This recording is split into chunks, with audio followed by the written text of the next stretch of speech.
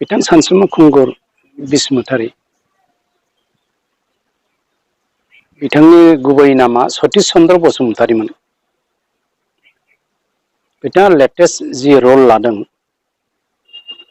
बे complete politically मटिभेटेड गावनि political vested इन्टारेस्टेडखौ लानानै दा जिखिनि गोदान पार्टी दादों होननाय खोनादों गोदान पार्टी दानायनि गेजेरजों दानि बिटिआर एकर्डखौ बेले बेजे खालामनानै लोरबां खालामना नागारनायखौसो आं नुहुरदों। दा बिथांनि बाथ्राखौ रायजो राजाफ्रा खोनासंनो नाङा। दा इलेक्सननि बोथोर दा बे इलेक्सननि बोथोराव सोर देरहायो सोर जेनो बे डेम'क्रेसिनि मानसिफ्रा बेहाय राय होगोन सोर जनमत मेन्डेट होगोन। दा बे मेन्डेट होनो थांनाय गाव गावनि इन्डियान सिटिजेनशिप बेखौ हासिल खालामनो थांनाया बोसोरबा खेबसेल' चान्स थायो। दा बेहाय बिथां सानसुमा खुंगुर बिस्मुतारिया रावनोबो भट होनो नाङा होननायनि बेहा दा राइट्स गैया। दा बे बाथ्राखौ बिथाङा उथायनानै लानांगौ दैखांना लानांगौ। बे आनकनस्टिटिउसनेल खोथा आनडेम'क्रेटिक खोथा दा बेनिफ्राय जानगारनांगौ। नैथियाव बिथांनाव आं सोंहरो बिथाङा दा बबे पार्टियाव दङ बबे राजखान्थि हान्जायाव दङ बेखौ क्लियार खालामखांनायनि उनाव बिथाङा गावनि रल लानायखौ दिन्थिनाया मोजां होननानै आं सानो। दा नुनाय मथेबा बिथाङा बिपिएफखौ इनडाइरेक्टलि डाइरेक्टलि हंखा संनो थाखाय ओंखारदों आरो बेहाय बिपिएफआ बेनो माखासे अनसुंथाइ बायदिसिना फाइनान्सियेल मदद होनानै आवगायहोगासिनो दङ होननानै आं सानो। आलादा रायजो बिनायनि जिथु सिमां बे सिमाङा 50 बोसोरनि आगोलनिफ्रायनो दङ आरो दाबो दङ। बे सिमांखौ मोगथाङाव जाफुंहोनो थाखाय दाबो सारा बर' माहारिया राजा लामायाव आन्दलन खालामगासिनो दङ। दा बेखौ स्टेप बाय स्टेप दावखोनो थाखाय 1993आव बिथां सानसुमा गावनि बिएसि एकर्ड खालामदोंमोन। 2003आव खालामबाय बिएलटिआ आरो थार्डआव फैबाय दा बिटिआर।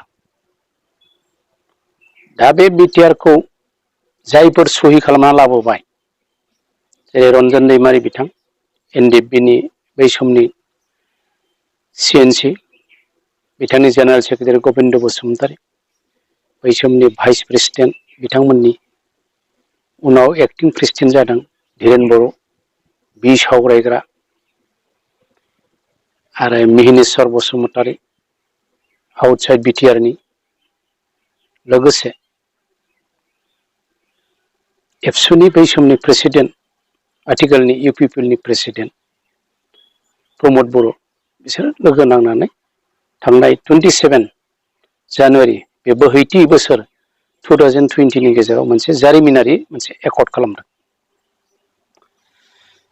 दा बे एकर्ड खालामनायाव जुदि गोजोनथावना नङामोनब्ला लोगो लोगो रिपारकेसन फैगौमोन रायजो राजा बर'फोरनिफ्राय बर' संगठनफोरनिफ्राय एसे उनावब्लाबो लेटलिब्लाबो बर' साहित्य सभानि प्रेसिडेन्ट तरेन बर' बिथाङा दाख्लै बिटिआरखौ मदद होनानै माखासे स्टेटमेन्ट होदों जे बिटिआरआ थिगानो दङ। दा बिटिआरखौ जाफुंहोनांगौब्ला बेखौ इमप्लिमेन्ट खालामनांगौब्ला दा बिटिआरआव मा दफा लानानै फैदों जेरै दा कमिसनखौ दाबाय कमिसनखौ जों मदद होनांगौ। कमिसनखौ मदद होनानै जों बोरै इमप्लिमेन्ट खालामलांनो हायो बेवहायसो जों दा खौसे जानांगौ होननानै बर' साहित्य सभानिफ्राय बे मोनसे स्टेटमेन्टआ फैदों। बर' साहित्य सभा जोंनि जाथिनि मोनसे फसंथान एबसुआ जोंनि जाथिनि फसंथान। दिनै बिथाङा जिथु गिदों सानसुमा खुंगुर बिस्मुतारिया बर' जातिखौ फोजोबस्रांसिगोन होननानै गुबुन सोरबा सासे पलिटिसियाना मोनसे जातिखौ फोजोबस्रांनो हानाय गोहो गैया। जों रावबो थैनानै थाङाखै आं थैनानै थाङाखै जों बर'फ्रा जों जोबस्राङा सोरबा फोजोबस्रांनो नागिरदोंबा जों बेबायदि मानसिखौ जों जों गनाया, जों बेबायदि मानसिखौ रिजेक्ट खालामो, जों बेखौ कन्डेमनेसन होयो। बिथांनि गिनाया लजिकेलब्लाबो बिथाङा हारसिंनो होबथानो थांनो नागिरदोंब्ला बेबो नंखाय। बिथांनि दा बड'लेण्ड रायजो बिनो नागिरनाय जितु आवाज दिखांदों, एट प्रेजेन्ट बिथांनि बे आवाजआ हाग्राबारियाव सासे खुदिया गाबख्रावनायसो। असमियानि रावाव बुङो जे अरण्य रुदन। बिथाङा खेबथाम खेबब्रै MP जाबाय। बे समाव दख'नानि हाफ कट गाननानै पार्लामेन्टआव बिथाङा होसिखावदोंमोन बड'लेण्ड नांगौ होननानै। खिन्थु बिथाङा मोनसे बेनाराव दङमोन, मोनसे फल्डआव दङमोन, बेनो जादों BPF। BPFनि प्रेसिडेन्टआ सोरमोन? दासिम हाग्रामा महिलारि। बिथाङा पार्लामेन्टआव हारसिंनो होसिख्रावो बड'लेण्ड नांगौ होननानै, बे थिगानो दंमोन। खिन्थु बिथांनि जितु बेनार, बिथांखौ जाय रिप्रेजेन्ट खालामनानै दैथायहरदों, बे BPF पार्टिया खिन्थु बे 17 बोसोराव बड'लेण्ड नाङा, बड'लेण्ड मोना, हाग्रामाया बुंदों गाव थासान्दियाव बड'लेण्डआ जाया, असम्भब। बे समाव मानो जथायनो हादिया बेयो? आरो जुदि बेखौ खालामोब्ला बिटिआरखौ बिथाङा जुदि रिजेक्ट खालामबायब्ला बिनि रेफारेन्डामखौ बिथां सारा बर' रायजो, आसामनि बर' रायजो राजाफ्रा बिटिआरखौ जों गनाया, जों आजावाखैमोन, दासिमबो आजावा, आरो सुक्ति साखरखारिफोरखौबो लानानै बिथांमोनखौ उथायहोफिननांगौ। बे रेफारेन्डामखौ मानो बियाखै बिथाङा? बे जनमतखौ मानो बियाखै? दिनैसिमबो सासेबो मोनसे अर्गानाइजेसना दिनै बिटिआरखौ नांला, बिटिआरखौ जों गोजोनाखै, बिटिआरखौ जों आजावा, बिटिआरजों जेबो जाया, बिटिआराव जेबो गैया, बेखौथ' रावबो बुङाखै। दिनैसो हथादै माने धुमकेतु बादि, धुमकेतु हाथरखि बादि हथात रायजो बिनो होननानै बुंनाय जाया। ओंखायनो बे बाथ्राखौ आं कन्डेमनेसन होयो। बिथांनि माबाया बे ड्रामा, आरो बियो बे BTC बे दानि बिटिआर इलेक्सनाव इनडाइरेक्टलि BPFखौ देरहासार खालामनायनिसो बियो थांखि, आरो बे रलखौ लागासिनो दं। आरो बे इलेक्सना जोबनाय लोगो लोगोनो बिथांनि बे थांखियाबो गोमोरलांगोन, अट'मेटिक गोमोरलांगोन। आरो जायफोर मानसिफोरखौ बिथाङा लोगो लानांदों, बिसोरनि मेन पावारथ' गैया। बिथाङा अर्गानाइजेसन दायोब्ला मोनसे खोथाखौ आं गोख्रोङै बुङो, जायखि मानसिया ग्रुप बानायनानै मोनसे राजखान्थि हान्जा दानानै हक जुदि रायजो बिनो नागिरदोंब्ला बाहाय अरायबो एबसुनि मददखौ नांगोन। एबसु नङाब्ला बर' जाथिया खुनु मोनसे आरो गोदान एकर्ड खालामनो हाया आरो हानाय नङा। बिनि एग्जाम्पलानो जाबाय बिथां सानसुमा खुंगुर बसुमतारिया गावनि एबसुनि प्रेसिडेन्ट जानानै, बे समाव आंबो BPCनि चेयारमेनमोन, एबसुनिबो एडभाइजारमोन, जों BSCखौ जयैनो लाबोदों। बाहाय बिथाङा बुंदों जे BSC एकर्ड खालामनायनि अखानायैनो बुंदोंमोन जे जोङो मोनसे फाउन्डेसन स्टन, अन्थाइ खाम्फासो गायसनग्रोदों, आरो गोजान लामा थाबायलांनांगौ दं। दानो मा बुंनो नागिरदों जे स्टेप बाय स्टेप, आसि फिसानिफ्राय आसि गिदिरसिम सोनो थाखाय जों मोनसे स्टेपखौ लाग्रोनाय जाबाय। बे फार्स्ट स्टेप। सेकेन्ड स्टेपाव हाग्रामा महिलारि BLTनि दैदेननायाव BTC एकर्ड जाबाय 2003 आव। बेहायबो एबसुआ डाइरेक्टलि इनडाइरेक्टलि मदद होबोदों। डिप्ल'मेटिकेलि मदद होबोनायाव हाग्रामा महिलारिया BTCखौ एकर्ड खालामदों। बे सेकेन्ड स्टेप। सेकेन्ड स्टेपाव जों मोनसे पलिटिकेलि मोनसे सलुसनाव बर' रावखौ जों जोंनि आइडेन्टिफिकेसन लाखिनो थाखाय 8 सिडिउल सोसननो हादों। बे मोनसे जोंनि गिदिर एचिभमेन्टमोन। होमबाबोथ' बड'लेण्ड रायजो बिनायनि सिमाङा जाफुङाखै। बेहाय मानो बिथाङा अफस खालामदिया? BTCखौ बे समाव मानो अफस खालामदिया? आरो BECखौथ' बिथाङा गावनो फैलार खालामनानै लादों। इन्टारिम काउन्सिलखौ बिथाङा दैदेननो हायाखिसै। इन्टारिम काउन्सिलखौ रावजोंबो सावरायालासिनो, जेरै दा बुंनो नागिरदों बिटिआर सुक्तिनि आगोलाव जोंजों सावरायालासिनो खावरा खामसा एकर्ड खालामबाय, जायनि जाहोनाव बिटिआरआ जेबो नङा, जेबो गैया। बै समाव बियो BEC लाबोखांनायनि उनाव इन्टारिम काउन्सिलनि चिफनिफ्राय माने रिजिगनेसन लागोन? आंनावथ' सोङाखै, जोंनावथ' सोङाखै। जायनि जाहोनाव बे समाव हाहाकार जादों। कनकेश्वर नार्जारिया इन्टारिमनि चिफ जाबाय, बिनि गेजेराव प्रेमचंद ब्रह्मआ जाबाय, जायनि जाहोनाव BECआ गोमोरलांबाय। जायनि जाहोनाव बै समाव एबसु आरो रायजो राजाया बिसिआ जेबो जानाय नंला होननानै बिसिजों जानाय नंला होननानै स्क्रेप खालामदों। स्क्रेप खालामनानै बिएलटिनि दैदेननायाव बिटिसि जाबाय। दिनै एनडिएफबिआ मोजांबाबो गाज्रिबाबो मोनसे एकर्ड खालामबाय। जुदि एनडिएफबि हारसिङै जुदि एकर्ड खालामोमोनथाय होमबा सानसुमा खुंगुरा मा बुंगौमोन? बिथांनि बुंनायाथ' दा एबसुनि प्रेसिडेन्टखौ हिंसा खालामनानै प्रमद बर'नि माबाखौ हिंसा खालामनानैसो बुंनाय जादों। जुदि एनडिएफबि हारसिं जुदि सिंगेल हेन्डेडलि एकर्ड खालामोनब्ला गबिन्द रन्जन मोननि एगेन्स्टै खोथा बुंगोन ना बुङामोन? बे मोनसे आंनि कुइसन। बिथाङा एबसुनि प्रेसिडेन्ट हिसाबै जादोंमोनब्ला एकर्ड खालामदोंमोनब्ला प्रमद बर'आ एबसुनि प्रेसिडेन्ट हिसाबै मोनसे थार्ड एकर्ड खालामबाय आरो बेबो एनडिएफबिजों लोगो नांनानै खालामनाय जादों। दिनै गबिन्द बसुमतारीखौ सोंखारिनायनि बिथाङा राइट गैया। गबिन्द बसुमतारी एनडिएफबिनि 35 बोसोर आन्दलनाव बिथाङा 1% बिथाङा कन्ट्रिबिउसन गैया। दिनै बाहेरानिफ्राय थानानै बिटिआरआ जेबो जायाखै माबा जायाखै होननानै बुंनाया बे आनडेम'क्रेटिक आनकनस्टिटिउसनेल। बेखौ आङो मुगैयो, आं निन्दा खालामो आरो बिथाङा बेबायदि बुंनायनिफ्राय जानगारना थानांगौ। आरो बिथांनि सिमांखौ जाफुंहोनोब्ला नैबे दा टाइमा थिनाखै। इलेक्सनखौ बारग'हो। इलेक्सन बारग'होनायनि उनाव जोङो दरखार जायोबा जयैनो बिथांनि साननायाव जोंबो थाफागोन। जोंबोथ' बावगाराखैना। बर' जाथिखौ दैदेननायनि थाखाय सानसुमा खुंगुरनो जोङो टिका होआखै। बर' जाथिया बिथांनो टिका होआखै। बिथाङा मोनसे नेगेटिभ एसपेक्टनि सासे मानसि बियो। खुनुदिन बियो जेनेरेसनखौ रिकगनिसन खालामा। गावनि राइट लेफ्ट थाफानाय मानसिखौ बियो खुनुदिन रिकगनिसन खालामाखै। गावनि बादि रावखौबो सिनाया बियो। आरो जेब्ला माबा मोनसे जाथिया एचिभमेन्ट लानानै फैयोब्ला बिनि उल्था थांग्रा मानसि बियो। जायनि जाहोनाव बड'फा उपेन्द्रनाथ ब्रह्मआ बै समाव आन्दलननि गेजेराव बिथांनो मोनसे उपनाम होदोंमोन, मोनसे टाइटेल होदोंमन बेथेखा होननानै। सानसुमा खुंगुरनि नामा बै समाव बेथेखासोमोन। बेथेखा माने मा? बेथिक, थिग नङा, उल्था। मेजरिटिया मोजां खामानि मावोब्ला, जाथिया मोजां हाबा मावोब्ला लास्टआव बे उल्था खारो। बेथेखा टाइटेल होलांदोंमोन। दिनै बे दा आन्दलन खालामनोसै, गाबोन बे आन्दलननि आवाज होनोसै, गाबोन इलेक्सना जोबनाय लोगो लोगो उल्था उन्दुना थागोन बियो। नावखौ गेजेरजों सालायलांगोन बियो, खिन्थु गेजेर खन्द'आव बाज्रोमनानै नावखौ हाहाकार खालामना दोनग्रा मानसि। बे टाइपनि मानसि।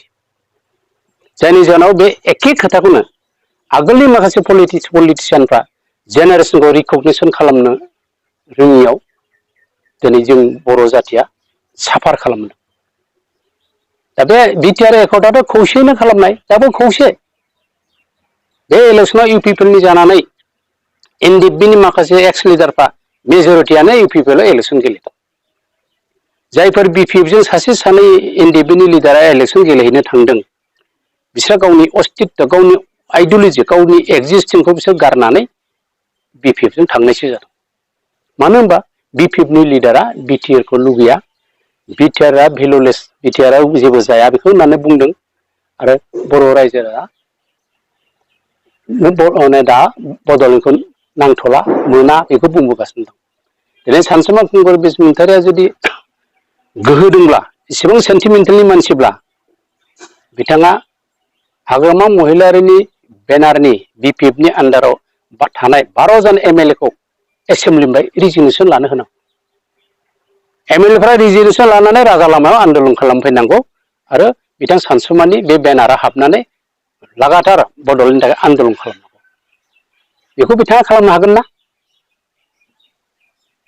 बेखौथ' बुङाखै बिथाङा।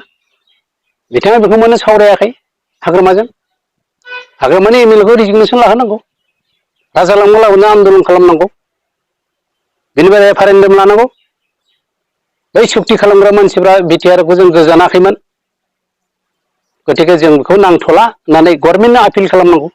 जे रायजो राजाफ्रा जे गाव जेरै दा साननानै बुंनाय, जे गोजोनाखै होननानै बुंहैबाय बे दिल्लीयाव, ब्लेक एन्ड व्हाइट बेखौ बुंहोनांगौ।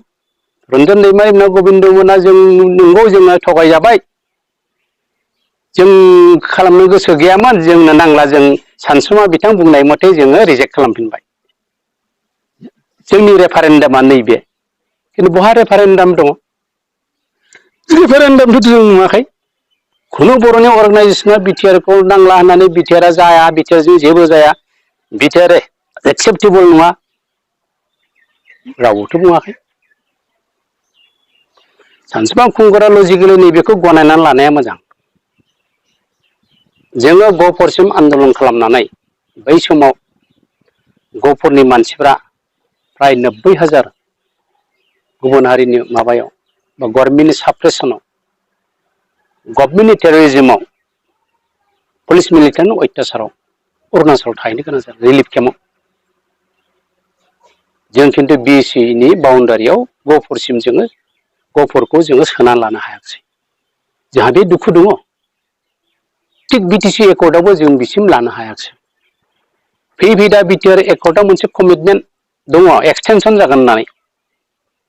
खिन्थु एकर्डनि साननैनि आगोल माइनावस्रि आरो हलंगिसिम मोननै डिस्ट्रिक्टआव बारायगोन होननानै बुंदोंमोन।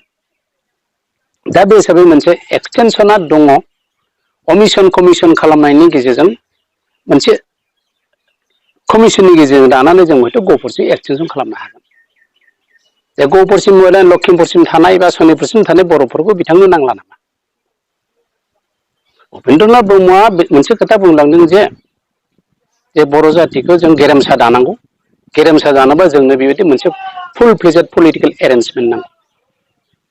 दा बिथांनि बे सिमांजोंनो जों दा बिथांनि आइडियलजिजोंनो बिसिम सफैबाय। दा बे हिसाबै गेरेमसा दानायनि मोनसे इमप्लिमेन्टेसना आराम्भ जाबाय। जे कमिसनथ' जाबायानोसै, बिटिआरनि बाहेरायाव थानायफोरनोबो बर' कसारि वेलफेयार अट'नमास काउन्सिल मोनसे लानानै फैबाय। बा सारा बर'नि मानसि, आसामाव थानाय बर' मानसिफ्रानो मोनसे पलिटिकेल सिकिउरिटि मोनसिगोन, मिनिमाम पलिटिकेल सिकिउरिटि मोनगोन।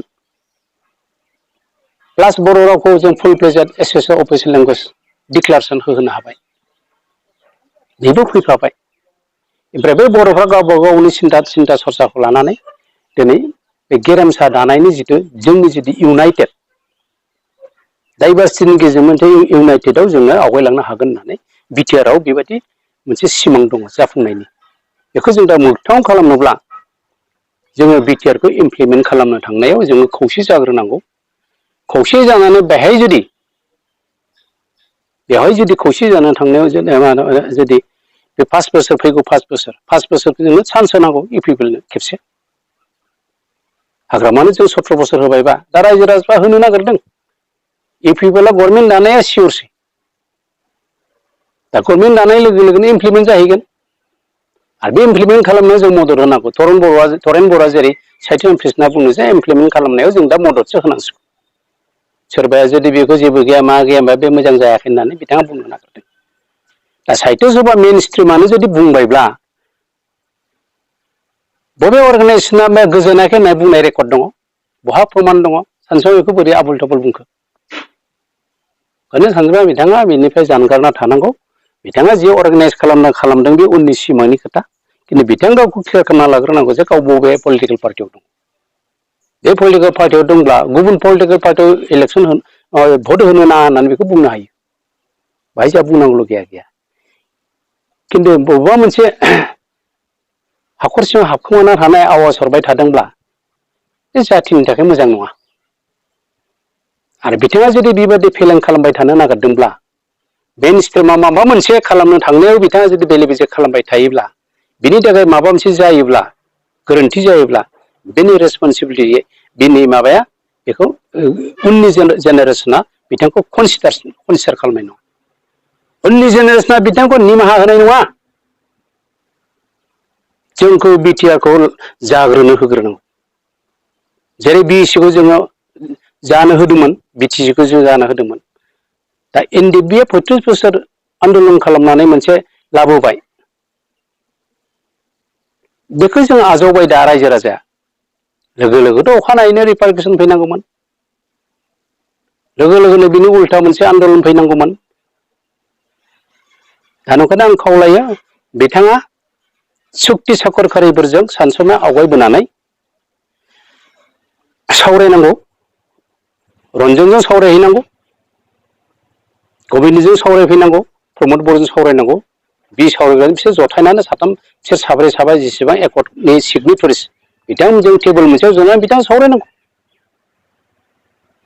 बिथाङा अपेन फिल्डआव डिबेटआथ' सोलिगासिनो दङ न'निफ्रायनो डिबेट खालामनो हायो आजिखालि ससियेल मिडियानि जुग जाहैबाय इलेक्ट्रनिक मिडियानि मा जाहैबाय बै सोरखौबा माने माने प्रत्याबान चेलेन्ज खालामनो गावजों अपेन फिल्डआव डिबेट खालामनांगौनि मा जुक्ति दं डिबेटआथ' सोलिगासिनो दङ दा बिथांखौ आं काउन्टार हरो बिथाङा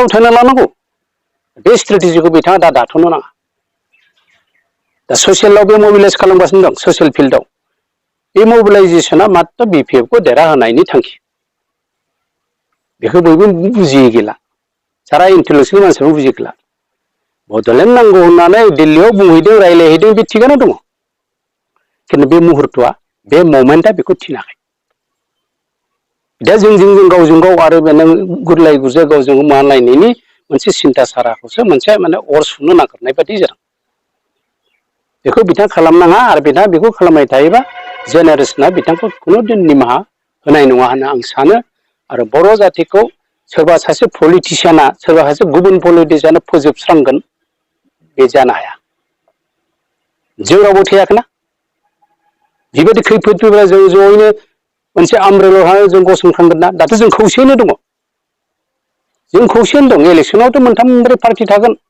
गावबागाव इलेक्सनाव गावबागाव पार्टिखौ देरहाहोनो थाखाय नाजागोन बाय पलिटिकेल लेंगुवेज सोरखौबा कन्डेमनेसन सोरबा क्रिटिसिजम खालामनाय बे थागोन बिनि गेजेराव सोरबा देरहायोबा देरहाबाय सोरबा जेनबा जेनबाय जाय देरहायो बेबोथ' जाथिनि हाबाखौनो मावनांगोन बिटिआर इमप्लिमेन्टेसन खामानिखौनो मावनांगोन आरो बिटिआर इमप्लिमेन्टेसन मावाब्ला बिथ आन्दलन खालामगोन बे नेचारेल कर्सजों फैगोन दा सोरबा सासेया बर'खौ फानबाय सोरबा दालाल खालामबाय बेफोर जुक्ति नङा बिथांखौबोथ' बै समाव BC एकर्ड खालामना रावबो दालाल होनना बुङाखै दिनै प्रमदफोरखौ बोरै दालाल बुंनो हायो प्रमदफोरखौ दालाल बुंनो हानाय जुक्तियानो गैया बेहा राइट्सआनो गैया मानो बिथाङाबो एबसुनि बै समनि प्रेसिडेन्टमोन प्रमद बर'आ प्रेसिडेन्टमोन आरो प्रमद बर'खौ बै समावनो माने एडभाइस होआखै बियो जुदि भुल खालामबायबा बिटिआर एकर्ड खालामनानै बिथांमोनखौ साजेसन होनांगौमोन आरो बिथाङा जोंजों रायज्लायनांगौमोन दा बबे मोनसे माबायाव थानानै बुंखुमा होदों बबे आन्दोआव बेथ' मोजां नङा बे फैदोंबा रायज्लायफैनांगौ जोंजोंबो रायज्लायफैनांगौ आंना बेनो जे जोङो जोंनि जाफुंनो हायि खामानिखौ एबार हयथ' गफरसिम जों एसे एक्सटेनसन खालामना लानो हासिगोन बेखौ एसे धैर्य हमनानै जोङो गभर्नमेन्टजों मोनसे पलिसिनि गेजेरजों बिटिआरखौ इमप्लिमेन्ट जानायखौ जोङो कामना खालामनांगौ आसा खालामनांगौ मिजिं थिनांगौ बे आंनि टारगेट जायनि जाहोनाव जा इउपिपिएलखौ आं बेकिं खालामदों बे इउपिपिएलखौ देरहासार होयोब्ला जोंनि दा जिखिनि जेसेबां पेकेज दङ बे पेकेजखौ जोङो मोनबाय बेखौ जों इमप्लिमेन्ट खालामनांगौ सेन्ट्रेल इउनिभारसिटियाव गंथाम गंब्रै फैबाय ट्राइबेल इउनिभारसिटि फैबाय NIT फैबाय स्पर्ट्सनि इउनिभारसिटि थागोन बर' रावा जाबायानोसै फिसा फिसा इन्डास्ट्रि फैगोन दा बेफोरखौ नायोब्ला आं जेला एबसुनि प्रेसिडेन्ट दं बाहायनो सेन्ट्रेल इउनिभारसिटिखौ जों बिदोंमोन रेजलिउसनाव सानसुमानो आंनि सेक्रेटारिमोन बेखौ जों जाफुंहोदों BCनि एकर्डनि गेजेरजों स्टेट इउनिभारसिटि क'क्राझाराव जादों बेखौ आं MLA थानाय समावनो बिथाङा खावलायहरनायाव जों बड'लेण्ड नाम दोननांसिगौ बड'लेण्डखौ लाबोनो हायिखाय बड'लेण्ड इउनिभारसिटिबाबो दोननांगौना जों दोनहोबाय आसाम एसेमब्लिया बेखौ बिल लाबोनानै पास खालामबाय बड'लेण्ड इउनिभारसिटि थाबाय बे स्टेट इउनिभारसिटि स्टेटासनि इउनिभारसिटि दा एबार जों सेन्ट्रेल इउनिभारसिटिखौ जों लाबोबाय बर'माव जासिगोन बे सेन्ट्रेल इउनिभारसिटिनि सिमाङा दंखायोमोन दा बे माने 27 बोसोरनि उनाव बे मोनसे जाफुंबाय दा एसोसिएट अफिसार 85 आव जादोंमोन बे समाव आंनि प्रेसिडेन्टमोन बेखौ आगोलाव बुंबाय दा फुल प्लेजार जाबाय एसोसिएट अफिसार सारा आसामावनो जाबाय BTC एकर्डआव HCLखौ जों बर' राव HCLखौ लाबोबाय HCLआव सोसनबाय जों बे मोनफा जों आवगायदोंना आवगायाखै दा बे मोनफा आवगायनायखौ एबार बिटिआरआव बांसिन जोङो पेकेजाव जों माखासे सोनानै लाबोनो हादों बे दफायाव माखासे जोंनि डेभेलपमेन्टनि माबाया पेकेजा दङ बांसिन BTCनिख्रुइ बांसिन दङ BECनिख्रुइबो बांसिन दङ दा बेखौ जाफुंसार होनांगौ ना होनाङा बेखौ जाफुंसार होनायाव सारा बर' जाथिनि अर्गानाइजेसनफ्रा बुंगासिनो दङ बड'लेण्ड रायजोखौ नाङा होननानै रावबो बुङाखै। बे सेन्टिमेन्टआ आंनावबो दं। बर' रायजो राजानाव दङ। दा आन्दलनकारिफ्रा लाबोबाय बेखौ जों एक्सेप्ट खालामनांगौ दा। एक्सेप्ट खालामबाय जों दा। एक्सेप्ट खालामनायखौनो दा इलेक्सन।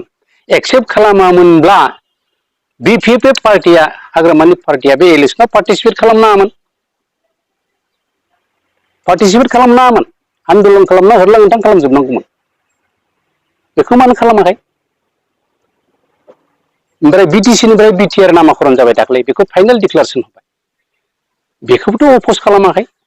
दा बिटिआर इलेक्सनाव पार्टिसिपेट खालामबाय जेला बिटिआर एकर्डनि बे दफाफोरखौ क्लसफोरखौ इमप्लिमेन्ट खालामनांगौनि टारगेटआव बिसोरबो थाहैबाय इनडाइरेक्टलि। दा देरहासार जानो थाखाय बिटिआरआ जेबो गैया। इ पिपलखौथ' कन्डेमनेसन होनांगोन गावसोर देरहानो थाखाय। बे पलिटिकेल स्टेटमेन्ट बियो। बे पलिटिकेल मटिभेटेड। जोंबो बुंगोन जे बि पि एफआ जों बिटिआरखौ बिसोर नाङा होनदों गतिके बिसोरनो भट होनो नाङा। जोंबो बुंगोन। बे इलेक्सननि बे मोनसे कालचार। दा बे गेजेरावनो बे बेरेबां बे अर सुनानै सानसुमा खुंगुर बसुमतारी बिथाङा बेबायदि अर्गानाइज खालामबाय थायोब्ला जोंनि गेजेराव मा जागोन फालाय? जोंनि गेजेराव आरो डिभाइडेड हाउस जाबावगोन। डिभाइडेड हाउस जागोन। ओंखायनो आं बिथांखौ बुंदों जे जेनेरेसनखौ अनार होनांगौ।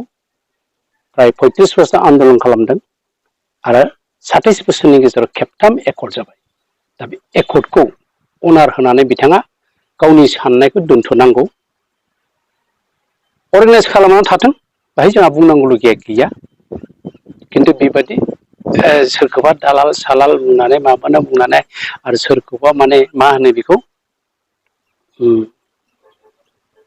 बনৰ बागे नाखाय मनर बागे खाय। हाग्रानि आसल मोसाया जाया गोसोनि मोसायासो जायो। दा बे गोसोनि मोसाखौ गिनानै दं सानसुमा बिथाङा। सोर बेथा बेलाय बर' जाथिखौ फोजोबस्रांनो? जों थैनानै थाङाहाय। सानसुमाव होबथानो सानदोंबा मोजां। बर' जाथिखौ सोरनिबा पलिटिसियाननि आखाइयाव सोरनिबा खैसारि सानायनि आखाइायाव जों फोजोबस्रांनो जों एलाउ खालामनो जों हाया। आं बेखिनिखौ